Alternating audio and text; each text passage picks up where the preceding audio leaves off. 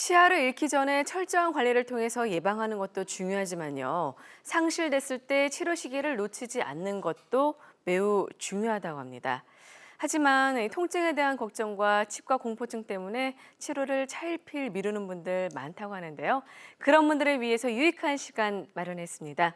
치과 공포증 없애는 방법 알려주실 치과 전문의 송영국 원장 나오셨습니다. 안녕하세요. 안녕하세요. 네.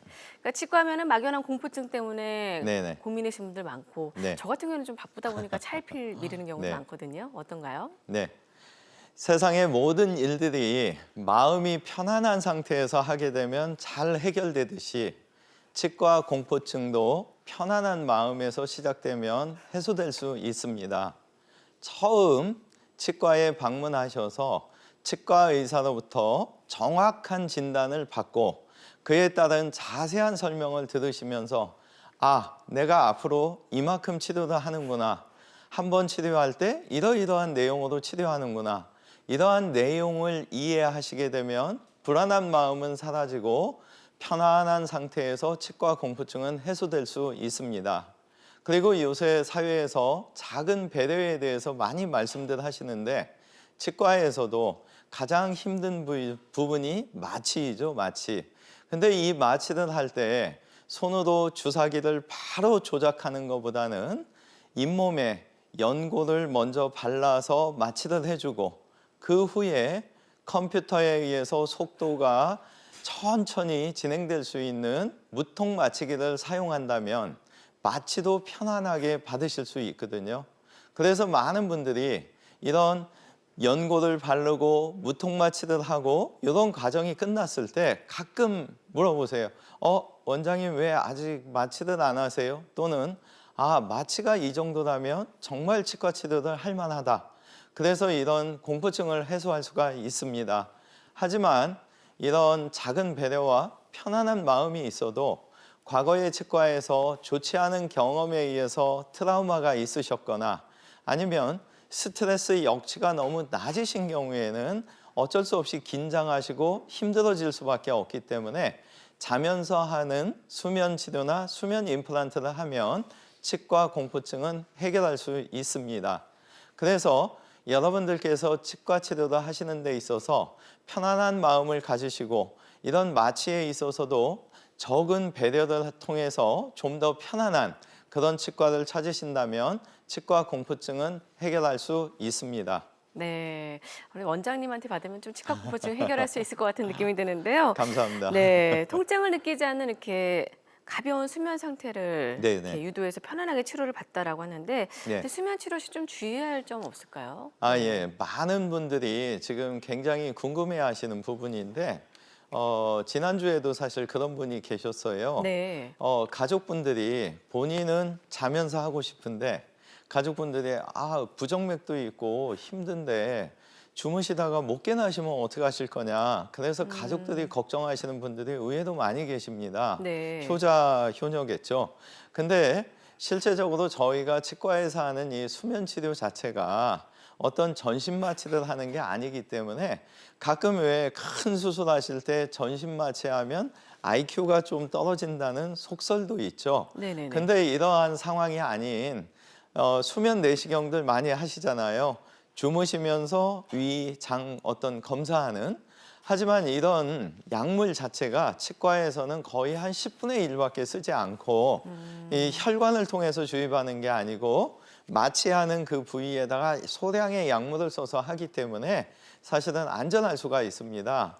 그리고 하나 명심하실 거는 개개인의 구강구조가 다 다르시거든요. 네네네. 그리고 주무시는 패턴이 다 틀려요. 네. 똑같이 수면약을 썼는데 어떤 분은 고요히 잘 주무시는데 어떤 분은 많이 이렇게 움직이시거든요. 네네네. 그래서 그런 상태에 따라서 충분한 어떤 경험과 학식이 바탕이 된다면 수면 치료는 안전할 수 있고 치과에서는 또 두 가지를 구비해야 됩니다.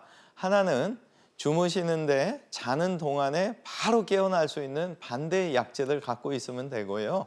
또 하나는 자는 동안 심장, 맥박, 혈압 등을 갖다가 체크할 수 있는 환자 조절 감지 장치를 가지고 있으면 안전한 치료가 될 수 있기 때문에 이 방송을 보시는 분들 중에서 혹시 조영수술에서 심장 스텐트를 박으셨거나 부정맥 때문에 좀 고민하시거나 특히 천식 때문에 뭔가 문제가 되시는 분들도 용기를 내셔서 충분한 상담을 통해서 이 긴장하신 상태에서는 내 몸에 이 임플란트가 들어온다 생각하면 어쩔 수 없이 몸에 힘을 주고 네. 수술이 끝났을 때 치아 부위가 아픈 게 아니고 꼭 몸살 감기를 걸리시거든요. 그래서 이런 분들의 경우에 있어서는 어떤 부작용 없이 충분한 상담을 통해서 좀 수면 치료도 하시는 게 임플란트 치료 후에 좀 더 편안한 치료가 되지 않을까 판단하고 있습니다. 네, 정말 이게 주변에 보면은 긴장을 너무 많이 해서 네네. 몸살하는 경우가 많은데 그런 분들에게는 좀 도움이 될 것 같습니다. 근데 또 치과 치료 중에서 좀 겪는 또 불편함이요. 네네. 많이 찢잖아요. 그러다 보니까 예. 피도 많이 나오고 네. 그런 점들도 문제가 되지 않을까라는 예. 생각이 드는데요. 네. 많은 분들이 그 치과에 오셔서 지금 말씀하신 대로 잇몸을 째느냐 안 째느냐 이런 거는 사실 많은 관심은 안 가지세요. 임플란트 수술할 때 꼭 나한테 어떤 제품을 심으세요? 이거는 많이 물어보시는데 사실은 지금 우리 아나운서님께서 말씀하신 대로 잇몸을 얼마나 찔 거냐 아니냐 굉장히 중요한 문제거든요. 그래서 오늘 이 시간 통해서는 혹시 임플란트 상담을 하실 때 어떤 제품보다는 그 병원에서 수술하는 방식이 정말 어쩔 수 없이 잇몸을 절개할 수밖에 없는지 아니면 무절개로 펀칭하면서 하는지 동영상 통해서 자세히 소개를 드리겠습니다. 치아에 빠진 부위에 지금 절개하는 방식이죠. 칼을 써서 잇몸을 양쪽으로 벌려주는 거죠. 이 상태에서 이렇게 하는 이유는 눈으로 잇몸뼈를 보면서 가장 좋은 자리에 심기 위해서 이런 과정을 하는 거죠. 그리고 원하는 사이즈가 됐을 때 임플란트 뿌리를 지금 화면에 보시는 것처럼 심게 되고 잇몸을 벌렸기 때문에 꼬매는 과정이 필요한 거죠. 근데 이런 어떤 무절개 방식을 하게 되면 앞에서 보여드린 절개 방식에서 잇몸 벌리는 과정이 없죠. 지금 화면 보시는 것처럼 잇몸 절개를 안 했기 때문에 훨씬 편리하게 수술이 끝날 수가 있습니다. 다음 사례 보시면서 설명을 마저 이어가겠습니다. 네. 네, 지금 보시게 되면 화면에 8개의 임플란트가 아래턱에 심겨졌죠. 이 혀의 모양이 있고 혀 앞에 있는 아래턱입니다. 왜 이 아래턱 두 모델을 가져왔느냐? 많은 분들이 완전 틀니, 치아가 하나도 없을 때 끼는 물질이죠. 근데 이런 장치를 장착했을 때 위턱 같은 경우에는 천장을 덮기 때문에 그래도 어느 정도 견딜 수가 있는데 아래턱의 경우에는 말할 때, 식사할 때 이 혀의 움직임에 의해서 틀니가 많이 불편하세요. 그래서 이런 틀니의 불편으로부터 벗어나기 위해서는 화면에 보시는 것처럼 8개의 임플란트를 심게 되는데 지금 요 화면 비춰주시면 여기 보시면은 실자국이 있죠. 네네. 꿰맨 자국. 이런 사진과 수술 당일날 꼬맨 자국이 없죠. 그래서 이 두 가지의 차이를 보시면 많이 쬐기 때문에 피가 많이 나죠. 네. 째면서 잇몸을 벌리고 잇몸뼈가 노출되면 공기와 접촉되면서 부으시거든요. 네. 그래서 임플란트 수술하시고 붓는 이유 중에 하나가 절개에서 많이 벌리면 벌릴수록 붓게 됩니다. 그래서 이런 절개 방식이 됐을 때는 피가 많이 나고 부을 수 있고 일단 붓고 피가 많이 나니까 불편하시면서 통증도 심해지죠. 근데 이 옆에 무절개 방식을 보시게 되면 이런 출혈, 붓기, 통증이 절개 방식보다는 현저히 감소될 수가 있는 장점이 있는 거죠.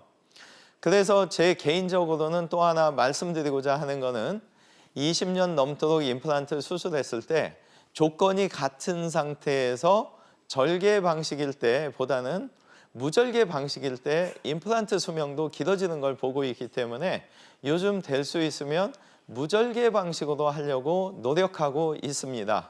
네. 지금 말씀하신 것처럼 무절개로 해서 네네. 그러니까 회복 기간이 단축이 되면요. 네, 치료 기간도 많이 좀 줄일 수 있을 것 같아요. 네, 맞습니다. 네네.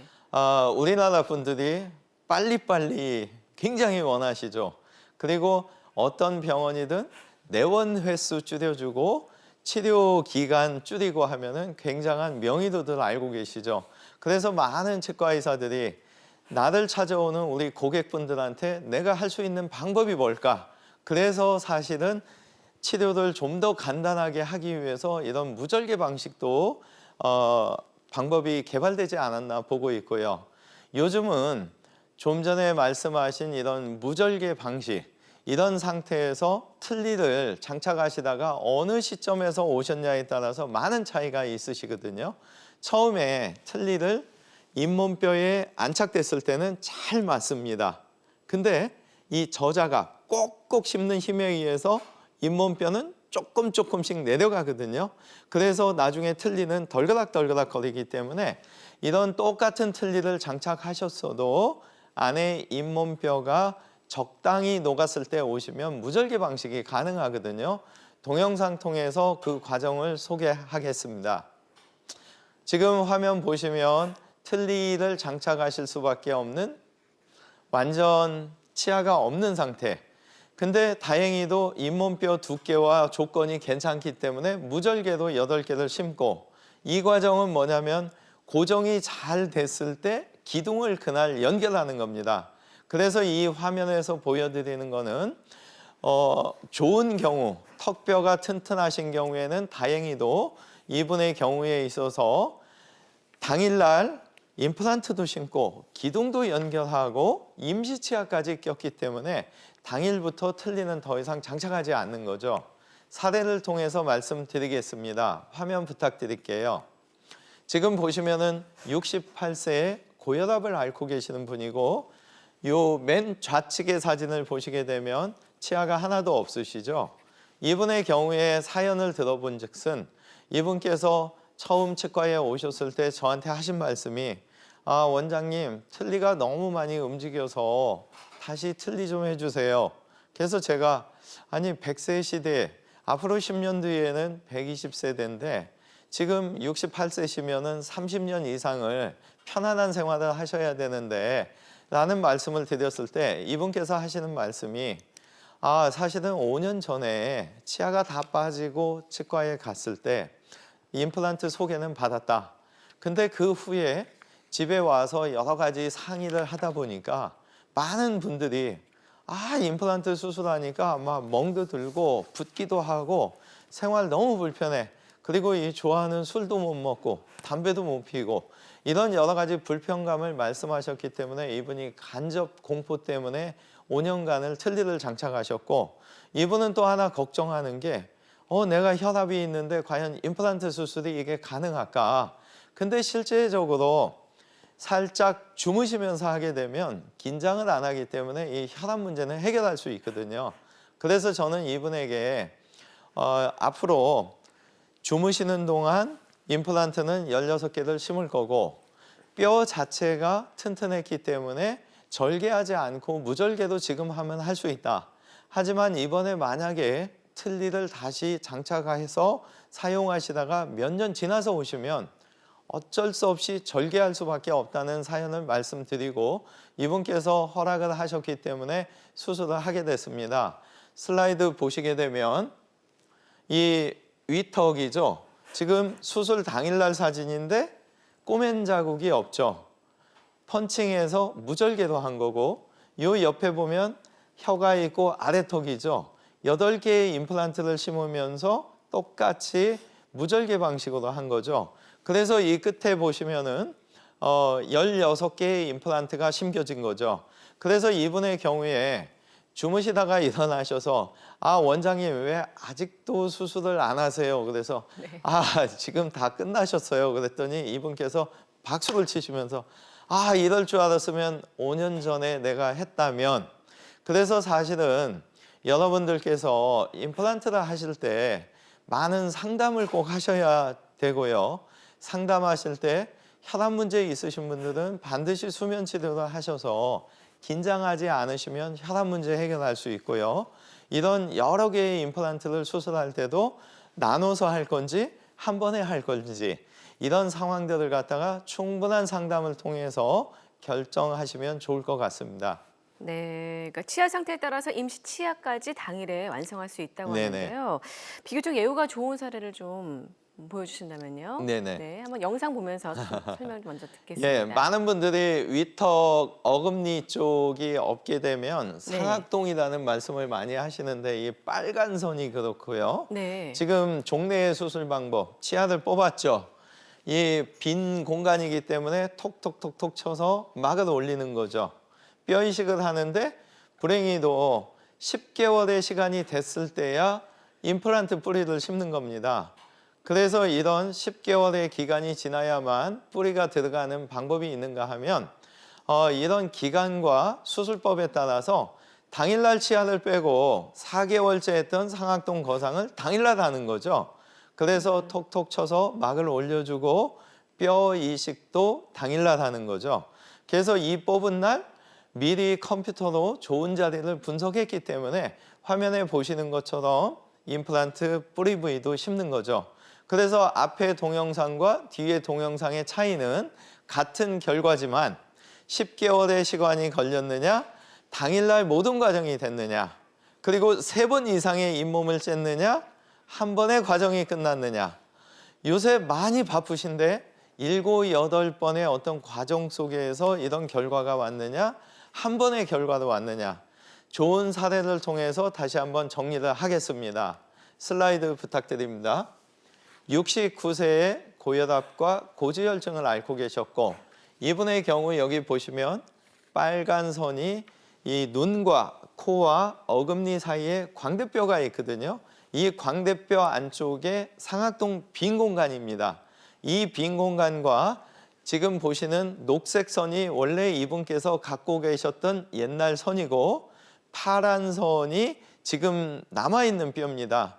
컨디션 안 좋을 때 치과 가시는 걸 자꾸 미루셨기 때문에 녹색 선의 정상뼈에서 조금씩 계속 녹아내린 거죠. 근데 요 한 가운데 부위를 보시면 굉장히 사이가 좁거든요. 1.5mm밖에 공간이 되지 않습니다. 근데 요 두 번째 사진을 보시면 임플란트 4개 뿌리 부위가 심겨져 있죠.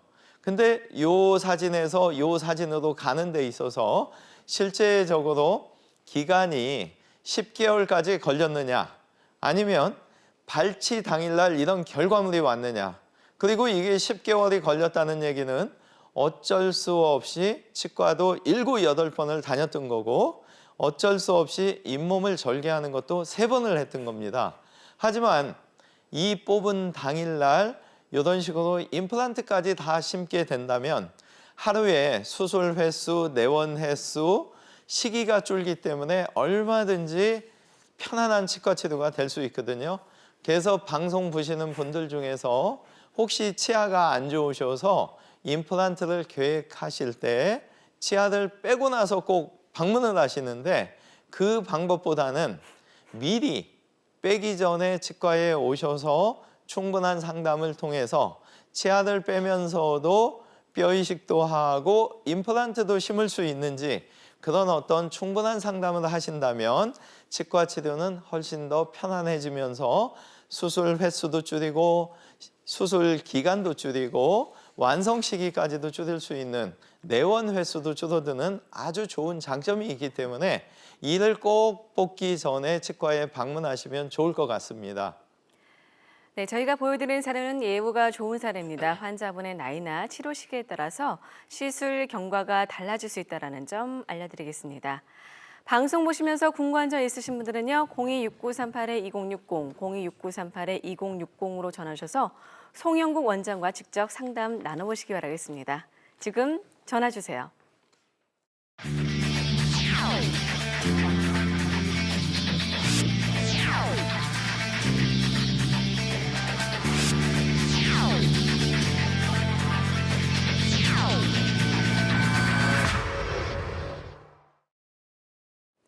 네, 무료 전화 상담 받고 있습니다. 지금 많은 분들께서 전화를 주고 계셔서 잠시 전화 주신 시청자 만나보도록 하겠습니다.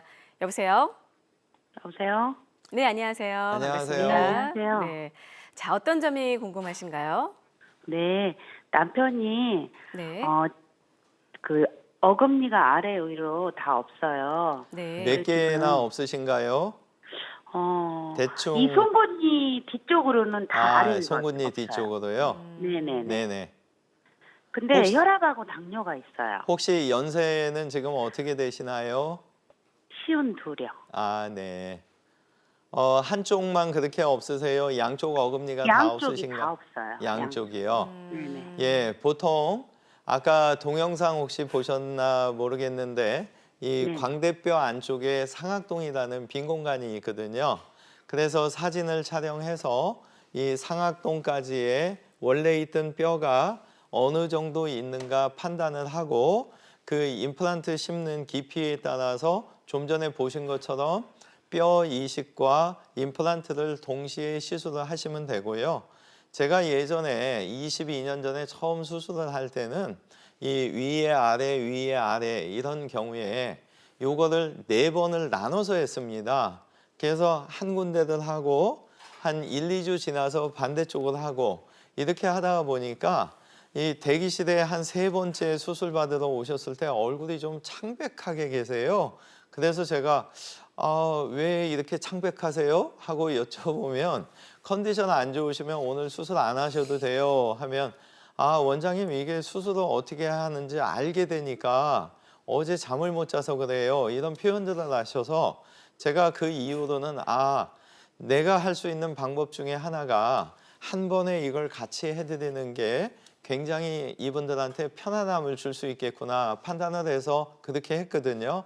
그래서 제가 말씀드리고자 하는 거는 당뇨나 혈압의 문제 말씀드리면 수면, 주무시면서 하게 되면 당뇨 문제, 고혈압 문제가 해소가 어느 정도 될 수가 있고요. 당뇨 경우에 있어서는 지금 유지되는 그 수치를 똑같이 유지가 돼야 돼요. 잘못 생각하시는 경우가 뭐가 있냐면 평상시에 한 200이라는 높은 수치가 유지됐으면 수술 받을 때도 그 수치만 똑같이 유지되면 돼요. 근데 이 당뇨 있으신 분들 중에서 문제가 이 일정 수치가 유지가 안 되고 왔다 갔다 하시는 분들은 죄송한 얘기인데 수술 받고 상처 부위가 깨끗한데도 통증을 호소하는 경우가 있는데 그 경우에도 한 2주 정도만 지나면은 해소가 되고 당뇨의 경우에 또 하나 문제는 상처를 요만큼만 냈는데도 이 상처가 굉장히 커질 때가 있어요. 그래서 될 수 있으면 지금 이가 이미 빠져 있는 상태니까 무절개 방식을 할 수 있는 곳을 찾으시면 훨씬 더 도움이 될 수 있어요. 정리해서 말씀드리겠습니다.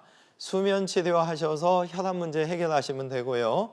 당뇨 문제는 똑같이 약을 드시고 오시면 되는데 무절개 방식을 할 수 있는 곳을 찾으신다면 상처가 크지 않기 때문에 당뇨로부터도 안전할 수가 있고 주무시면서 하시면서 무절개도 하시고 한 번에 이걸 4군데를 같이 하는 병원을 상담을 통해서 찾으시면 쉽게 하실 수가 있고 참고로 말씀드리고자 하는 거는 아래턱은 한 2달 정도, 위턱은 경우에 따라서 3개월에서 6개월의 시간이 지나야 식사가 가능하시기 때문에 한 번에 같이 해서 좀 서두르시면 좋을 것 같습니다. 네.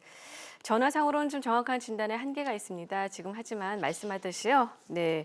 수면 치료와 함께 무절개 방식으로 치료한다면 치료가 충분히 가능하다고 하니까요. 이 점 참고하시기 바라겠습니다. 감사합니다. 계속해서 다른 시청자와 만나보도록 하겠습니다. 여보세요? 여보세요? 네, 안녕하세요. 안녕하세요. 반갑습니다. 네, 자, 네, 어떤 점이 수고하십니다. 궁금하십니까? 네. 네네. 2년 전에 네. 이암 수술을 받았습니다. 예. 네. 그런데 이가 치아가 거의 없고요. 한두 개 남아있는 상태고요. 예, 예. 네. 그렇게 잘 씹지도 못하고 잘 음식을 예, 예. 삼키지 어려운데요. 네. 치료를 임플란트나 어떤 치료를 받을 수 있는지 네, 그것이 네. 궁금합니다. 그러시군요. 잘 주셨습니다. 상담 부탁드릴게요. 네. 네네. 혹시 항암 치료나 방사선 치료는 어느 정도 받으셨나요? 항암은 12회차 마쳤습니다. 그게 혹시 언제 시기였나요? 날짜로? 날짜로 한 몇 개월 정도 지나셨나요? 10월 달에 작년 10월 달에 끝났습니다. 아, 작년 10월이면 아, 괜찮습니다. 1년 되셨네요. 제가 아. 이제 여쭤본 이유가 네네. 그 암 수술하신 분 중에서 항암 치료 받으신 경우에 네. 한 6개월 기간이 지났을 때도 안정기도 보기 때문에 질문 드렸던 거고요. 지금 네네. 이미 1년 이상 지나신 상태라면 네. 걱정 안 하시고 이제 수술을 받으시면 되는데 이 네. 제일 문제점이 위턱 쪽에는 뼈가 아무리 없어도 어떻게 하든 만들어서 심어드리면 되는데요. 네. 이 아래턱이 머리에서부터 앞에서부터 이 4번째와 5번째 치아 사이까지 신경이 내려오는 게 있어요. 그래서 네네. 이 아래쪽 어금니 쪽에 이 신경관이 어느 위치에 있냐에 따라서 수술이 굉장히 쉬울 수도 있고요. 이게 만약에 많이 올라와 있어서 뼈 양이 적을 때는 이 앞쪽으로만 심어서 고정하는 경우도 있거든요. 그래서 용기를 좀 내시면 위턱과 아래턱에 될 수 있으면 많은 개수, 적게는 한 12개, 많게는 16개까지 심어서 틀니를 안 하시는 걸 좀 권장해 드리고 싶고요. 하실 때 좀 전에 말씀드린 대로 주무시는 동안 이걸 다 하면 되고, 문제는 이제 위쪽에 많은 약의 약을 한 2주까지도 드셔야 되는 경우가 있는데, 그때 이제 위를 보호할 수 있는 어떤 특정 약을 같이 처방을 받으실 수 있도록 조처를 하시면 될 것 같아요. 그래서 드리고자 하는 팁은, 혹시 죄송한 표현인데 경제적으로 좀 적당한 금액을 원하시는 경우라면 이 위의 턱은 입 천장을 다 덮기 때문에 틀니를 장착해도 어느 정도 식사하시는 게 가능하시거든요. 그래서 가장 추천드리는 거는 위턱과 아래턱을 여러 개의 임플란트를 심어서 틀니를 안 하는 걸 권유해 드리고 싶고, 하지만 경제적으로 좀 낮추면서 효과를 보기 원하신다면 이 아래턱이 혀 때문에 발음하거나 식사하실 때 많이 불편하시기 때문에 네. 아래쪽은 반드시 고정을 좀 하는 쪽으로 하시는 게 좋을 것 같고요. 10년 후에 120세대라고 하기 때문에 될 수 있으면 위아래 완전 틀니로부터 좀 벗어나는 방법 찾으시면 될 것 같고, 암 수술과는 관련 없이 하실 수 있고, 나중에 약 처방 받으실 때 수술 받는 병원에 꼭 위암 수술 사실 말씀하셔서 약 쪽에서 위를 좀 보호할 수 있는 그런 것만 배려 받으시면 아마 행복한 생활을 하실 수 있을 걸로 판단됩니다. 네, 전화 주시길 잘하셨네요.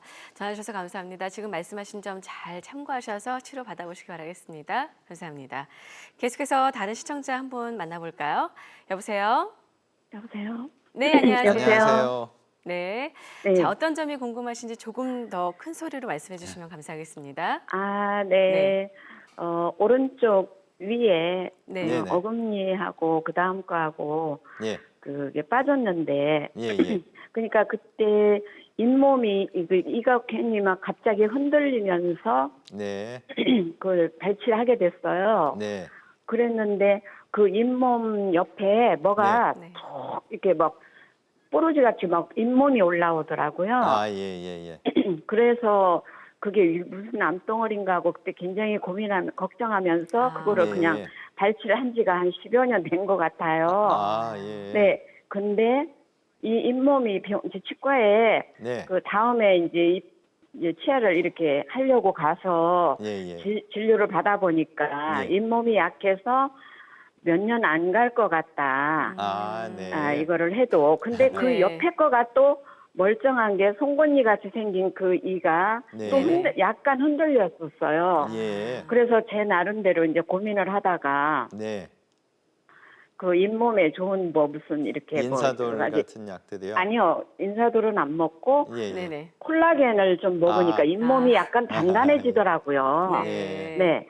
그래서 그냥 계속 먹으면서 제 나름대로 잇몸이 조금 단단해진 건 아닐까. 네네. 근데 지금 방송 보면서 저는 치과에 한번 갔었기 때문에 네네. 이거 몇 년 안 간다고 했었기 때문에 네. 염려가 되어서 네. 안 하고 또 한쪽이 또 괜찮은 쪽이 있어서 네네. 그쪽 사용을 안 했는데 방송을 보다 네. 보니 저도 욕심이 좀 생겼어요. 아, 그러셨군요. 네. 자, 그러면 지금 이제 이분 같은 경우는 어떻게 해야 될까요, 예. 원장님? 네.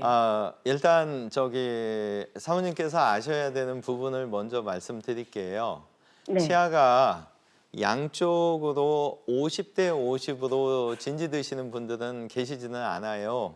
근데 이 균형 자체가 6대 4, 잘 씹는 쪽으로 60%, 잘 안 드시는 쪽으로 40% 정도는 쓰셔야 되는데 지금 한쪽 어금니가 없어서 겉쪽을 잘 안 쓰시게 되면 태화가 일어나서 양치질을 아무리 잘 하셔도 치석이 굉장히 많이 끼게 되고요. 사용을 한쪽만 너무 하시게 되면 겉쪽에 이 악관절 쪽에도 영향을 줄 수가 있고 또 겉쪽 치아가 너무 많이 부딪히면서 갈리게 되니까 수명이 짧게 되거든요. 그래서 실제적으로 한쪽으로 드시는 게 가능하다고 해서 방치하시면 이 반대쪽 치아도 자꾸 안 좋아질 수가 있어요. 그래서 임플란트는 반드시 계획을 하셔야 되고요. 이 임플란트 수명이 짧고 길고는 죄송하지만 시술하는 원장님이 당일날 알 수 있는 게 아닙니다. 단지 우리 치과 의사들은 그분한테 자기가 갖고 있는 기술을 최대한 발휘해서 최선의 노력을 할 뿐이고 사실은 임플란트의 수명에 대해서 많은 분들이 물어보시는데 진실은 어디에 있냐면 심는 당일날은 아무도 알 수가 없습니다. 최소 1년 반을 꽉꽉 씹으시면서 사용을 했을 때 이분의 잔존뼈가 이만큼이 유지가 되니까 앞으로 5년 쓰겠다, 10년 쓰겠다 이런 통계치가 나오는 거거든요. 그래서 죄송하지만 하나 잘못 알고 계신 거는 뼈 자체가 약하다고 해서 수명이 꼭 짧은 건 아니라는 거죠. 오히려 상악동 거상을 하든가 어떤 특수뼈를 넣는다든가 해서 뼈 자체는 만들어주면 되는 거고요. 단지 중요한 거는 남자들의 경우에 있어서 담배 태우시느냐 아니냐 이런 어떤 생활 속에서의 안 좋은 습관만 고쳐준다면 뼈가 안 좋은 부위도 만들어서 튼튼하게 해주면 되는 거고 그 튼튼한 데다가 심었기 때문에 수명하고는 관련이 없을 수가 있으세요. 그래서 용기를 내셔서 근처에 뼈 보강을 잘 해서 임플란트도 이 시간이 오래 지났느냐 1, 2주 안에 신선한 거냐에 따라서 또 수명 차이가 있거든요. 그래서 이런 신선한 임플란트 개념이 있으면서 뼈 보강을 잘 할 수 있는 병원을 찾으시면 죄송한 얘기인데 뼈가 약하더라도 틀림없이 오래 쓸 수 있을 겁니다. 그래서 거듭 말씀드리는데 치과 의사는 단지 자기가 알고 있는 기술에 최선의 노력을 하는 것뿐이지 그분의 어떤 수명, 임플란트 수명을 측정할 수는 없고 완성이 되고 꼭꼭 씹은 지 1년 반이 지나야 알 수 있는 사실이기 때문에 저희는 그냥 최선을 다할 뿐입니다. 네, 또 최근엔 또 의료기술이 발달했기 때문에 예. 또 달라질 수도 있을 것 같습니다. 네, 전화 주셔서 감사합니다. 시간 관계상 여기서 이제 마무리 지어야 될 것 같은데요. 어떤 증상이 발생했을 때 혼자 판단하지 마시고요. 예, 맞습니다. 꼭 치과에 와서 문의를 해보시기 바라겠습니다. 자, 지금까지 송영국 원장과 함께 치과 공포증 없이 상실된 치아 되살리는 방법에 대해서 알아봤습니다. 오늘 말씀 감사합니다. 건강하십시오. 네. 이번엔 여기서 마무리 짓겠습니다. 계속해서 3부에서는요. 고령화 사회의 덫, 치매를 주제로 자세한 상담 시간 마련했으니까요. 많은 시청 부탁드리겠습니다. 잠시 후 3부에서 인사드리겠습니다.